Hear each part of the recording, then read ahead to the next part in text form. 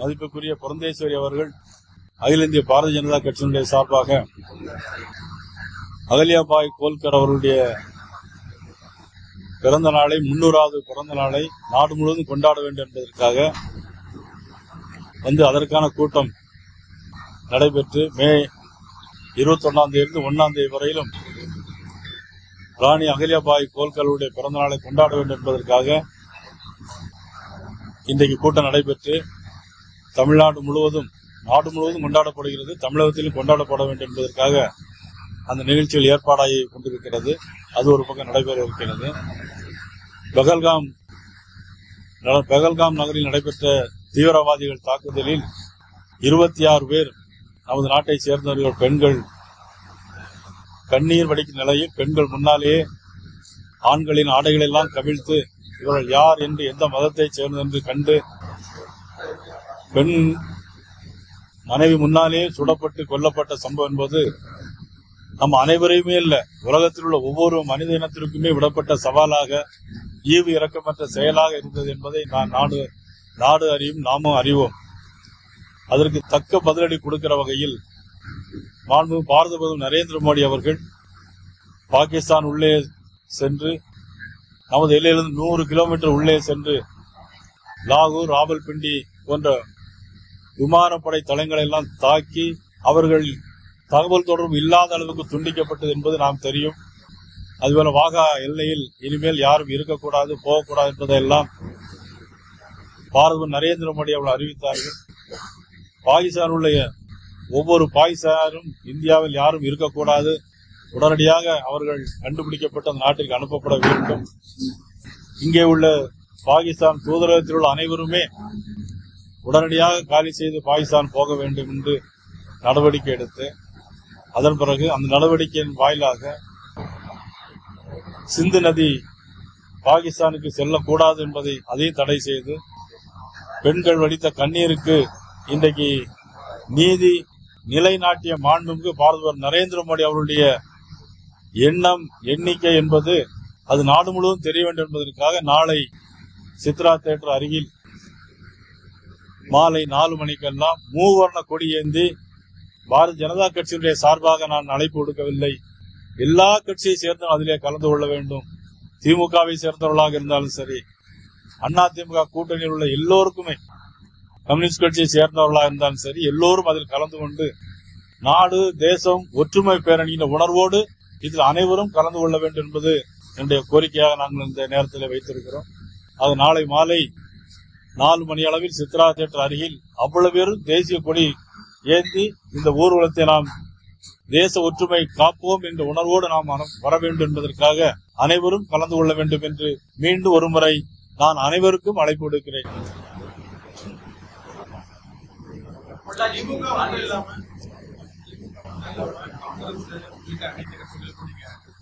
எல்லா கட்சிகளும் இது கட்சி சார்பாக நடத்தல, யாரும் பாரதிய ஜனதா கட்சி கொடியேந்தி வரமாட்டாங்க. பாரதிய ஜனதா கட்சி அடையாளங்கள் அதில் இருக்காது. எங்களை பொறுத்த மட்டிலும் ஏற்கனவே முதலமைச்சர் ஒரு பேரணி நடத்தியிருக்கிறார்கள். அதே மாதிரி ஒரு பேரணி நடத்த வேண்டும் என்பதற்காக நாங்கள் இந்த மூவர்ண கொடி யாத்திரை, இது பேரே மூவர்ண கொடி யாத்திரை.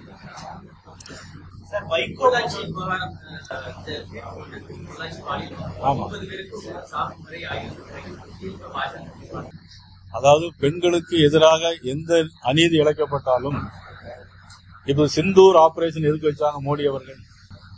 பெண்கள் நெத்தியில் உள்ள செந்தூர் அழிந்து விடக்கூட அதுக்கு பதிலடி கொடுக்க வேண்டும். ஆபரேஷன் பேரே சிந்தூர். பெண்களுக்கு நீதி கிடைக்க வேண்டும் என்பது பாரதிய ஜனதா கட்சியினுடைய எங்களுடைய முழு எண்ணமும் கோரிக்கையும் அதுதான். அந்த அடிப்படையில் பெண்களுக்கு இன்றைக்கு நீதி கிடைத்திருக்கிறது என்பதுதான் அந்த தீர்ப்பை நாங்கள் வரவேற்போம். நேற்றைக்கு நான் பார்த்தேன், நேற்றைக்கு ஒரு டிபேட்ல பார்த்தேன் அண்ணன் பீட்டர் அல்போன்ஸ். எனக்கு உண்மையில ரொம்ப வருத்தமா இருந்துச்சு. அவர் எப்பொழுதுமே திமுக ஆதரவா இருப்பாங்க, அது ஒன்றும் தவறு கிடையாது. அந்த டிபேட்ல பாத்தீங்கன்னா பிரதமரை பத்தி பேசும்போது அதான் குறைவா பேசுறேன் நான் சொல்லல, அவங்க குறைவாக ஒன்றும் பேசல. ஆனா என்ன பேசினாங்க அப்படின்னா, இந்திரா காந்தி அம்மையார் நிக்சனிடம் உறுதியாக பேசினார் அப்படின்னு சொல்லி, ஆனா அதே போல் நம்ம பிரைம் மினிஸ்டர் பேசல அப்படின்னு சொன்னாங்க. ஆனா இதெல்லாம் டிபேட்ல இவ்வளவு பெரிய மூத்த அனுபவம் வாய்ந்த எங்கள் மாவட்டத்தை சேர்ந்த எனக்கு வேண்டிய அண்ணன் பீட்டர் அல்போன்ஸ் பேசியிருப்பது வருத்தம். அதாவது பிரைம் மினிஸ்டர் சொல்லிட்டாங்க, வர்த்தக ரீதியாக இருந்தாலும் சரி, எதுவாக இருந்தாலும் சரி, இனிமேல் பாகிஸ்தான் ஒரு சிறு நடவடிக்கை ஆதரவாக இருந்தால் பதிலடி கொடுப்போம்னு சொல்லிட்டாரே தவிர இவ்வளவு உறுதியான பிரதமர் பிரைம் மினிஸ்டர் வேற யாரும் நமக்கு இருக்க முடியாது. ஆனா அண்ணன் பீட்டர் அந்த மாதிரி பேசுவது என்பது எனக்கு வருத்தமாக இருந்தது.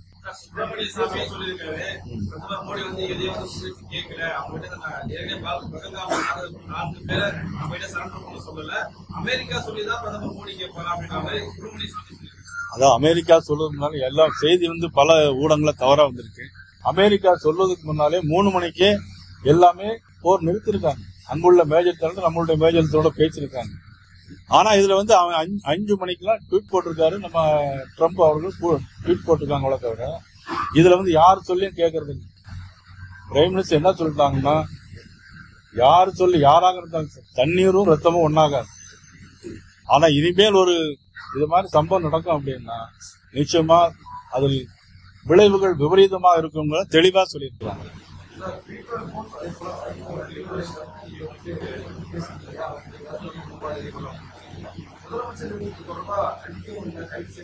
ஆமா, நிச்சயமா. அதாவது என்னன்னா, இப்ப நீங்க நான் நிறைய வாட்டி பேசிருக்கேங்க.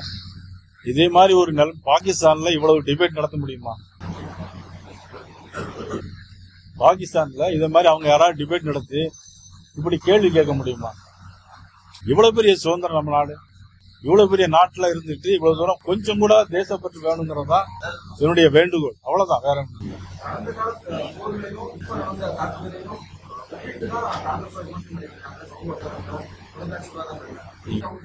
இல்ல. கடந்த கால விஷயங்கள் என்பது வேறு, இப்ப உள்ள விஷயம் வேறு. கடந்த காலத்துல போர், இப்போது ஒரு மதம் சார்ந்த ஒரு தாக்குதல் நடைபெற்றிருக்கிறது. நீங்க ரொம்ப வித்தியாசம் இருக்கு. அதனால இது அந்த போருக்கு இதுக்கும் ஒப்பிட முடியாது. அந்த போர் நடந்தாலும் சரி, அப்பொழுது இந்தியாவுக்கு அந்த போர்ல காங்கிரஸ் கட்சி பெருமையா நடந்திருந்தாலும் அதை நான் வரவேற்பேன். அது நான் ஏன்னா அது தேசம். இந்திரா காந்தி அம்மையாராக இருந்தாலும் சரி, யாராக இருந்தாலும் சரி, அவர்கள் செய்த செயலுக்கு நான் நிச்சயமா அது, ஏன்னா அது நம்ம நாடு, நமது உரிமை. அது அன்னை பிரைம் மினிஸ்டர் நடவடிக்கை எடுத்தாங்கன்னா அது வரவேற்போம். ஆனால் இன்னைக்கு இந்த மாதிரி பேசுறது வருத்தமான செய்தி. உண்மை ரொம்ப வருத்தமா இருக்கு. பாகிஸ்தான் இது மாதிரி நடத்த முடியுமா? இந்த மாதிரி டிவி டிபேட் நடத்த முடியுமா? யாரும் போய் நீங்க தென்னிந்தியாவில தான் சுதந்திர போராட்ட வீரர்கள் அதிகமாக பிறந்த ஊர். அதே தென்னெல்லை மாவட்டம் சுதந்திர போராட்டம் அதிகமாக உருவாக்கிய மண். அந்த மண்ல இருந்து 2 பேரோட பேசியிருக்காங்களேங்கிறது என்ன வருத்தம்.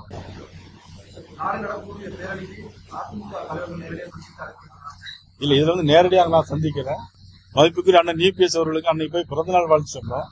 இது நேற்று திடீர் முடிவுங்கிறதுனால தான் நாங்க நேரடியாக அழைக்க முடியும். ஏன்னா இப்ப இதுக்கெல்லாம் கூட்டணி கட்சி நாங்க நேரடியா முறையா அழைப்பு கொடுத்து அவங்களுக்கு கால அவகாசம் கொடுத்தாதான் அந்த பேரணி நல்லா இருக்கும். இது ஒட்டுமொத்தமா இது எந்த கட்சியும் சார்பாக, இது தேசிய ஜனநாயக கூட்டணி இல்ல, எந்த கட்சியும் இல்லாம அனைத்து மக்களும் நீங்களும் நாளைக்கு வரணும். அந்த ஊர்வலத்துல ஒரு கொடி ஏந்திட்டு வரணும்.